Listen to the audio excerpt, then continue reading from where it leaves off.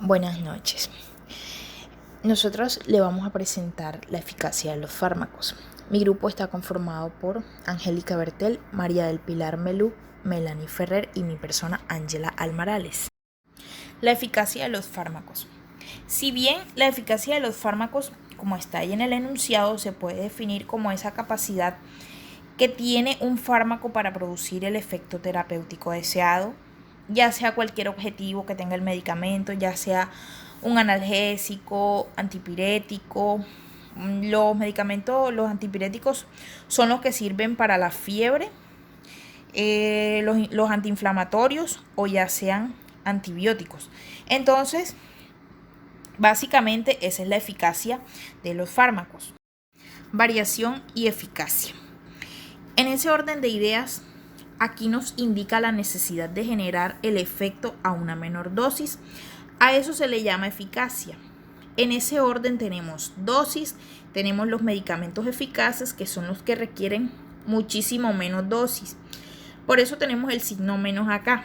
Y los medicamentos que requieren más dosis para ser eficaces, como podemos ver en la imagen, la flecha que señala hacia abajo tiene el signo menos.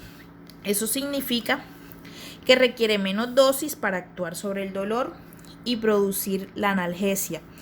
Como pueden ver en la imagen, la mujer que está sin dolor, esa es la eficacia y la variación.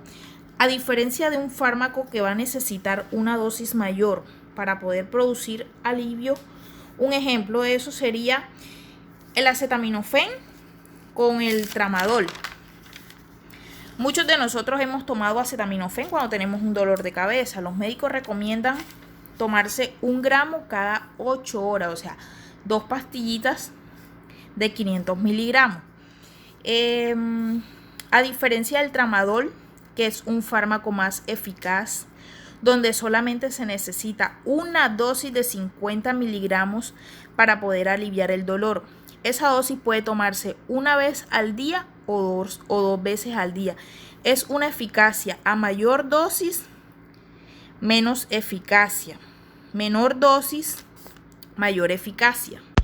Bueno, yo les voy a hablar sobre dosis y respuesta. La dosis y respuesta también tiene que ver con la eficacia y la concentración del medicamento. Como ven, ahí está la gráfica donde dice dosis del fármaco abajo y a medio lado dice efectos del fármaco. Tenemos una curva que señala el efecto bajo y el efecto máximo del fármaco. ¿Qué quiere decir eso? Que hay fármacos y hay algo que se llama respuesta terapéutica, que es a bajas dosis, y a medida de que se va incrementando las dosis, el efecto terapéutico va aumentando, pero llegará un momento después de cierta cantidad de dosis ya no va a producir ningún efecto, sino que va a generar efectos adversos. Eso tiene que ver con la ventana adversa. En medicamentos, entre más corta sea la ventana terapéutica, mayor efecto adverso puede generar. Yendo a la siguiente gráfica, en ese mismo orden tenemos la morfina. Por un lado tenemos el efecto del fármaco y por el otro lado tenemos la curva del efecto adverso. Si ven esa flecha que está en la mitad donde dice margen de seguridad, eso es la misma ventana terapéutica, ya que les había explicado anteriormente, a menor dosis la ventana antes del margen de seguridad siempre es seguro. A medida en que se va aumentando las dosis, como pueden ver en la parte final, se hace más estrecho la ventana del margen de seguridad. Es porque a mayor dosis ya no se produce efecto, sino por el contrario aumenta la posibilidad de generar un efecto adverso.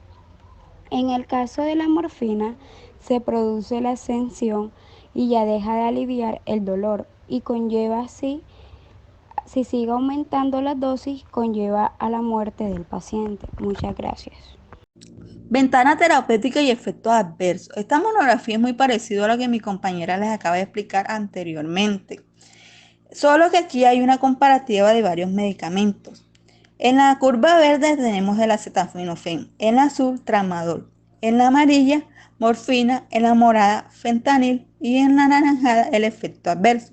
En la curva del acetaminofén, para que se produzca cese del dolor se necesita 1 gramo de acetaminofén, Pero ese mismo gramo, si se dan cuenta, tiene una ventana terapéutica y una ventana de seguridad bastante ancha respecto a la de efecto adverso.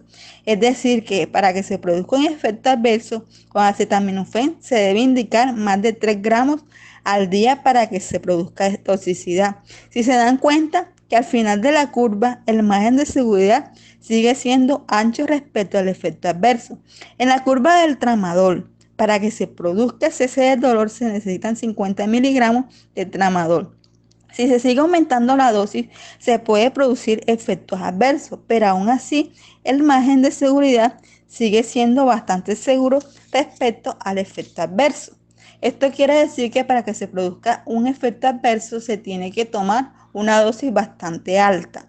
En la curva de la morfina se necesita aproximadamente de 2 a 5 miligramos para que se produzca un efecto analgésico, pero a una mayor dosis ya genera un efecto adverso. Por eso es que vemos que en la curva del margen del efecto y en la margen de seguridad va disminuyéndose a medida que se va aumentando la dosis. Al final se cruza con el efecto adverso, quiere decir que cuando se eleva la dosis el efecto adverso es mayor.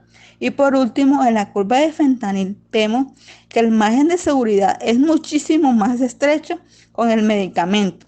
Con fentanil se necesita aproximadamente 0,0 miligramos para producir sensación de analgésico. A diferencia de otros medicamentos, esto quiere decir que si se administra 50 microgramos, puede haber muertes en menos de un minuto, ya que la eficacia es muchísimo mayor, hasta el punto que solo se necesita 0,1 miligramos para que se pueda tener sensación cese del dolor. Entre los efectos adversos que produce el tramadol está el adormecimiento de las manos, que en él se genera un hormigueo, están las náuseas y vómitos y finalmente la somnolencia. Cuando llega a somnolencia hay que ocurrir a urgencia porque la persona entra en presión respiratoria en dosis muy alta.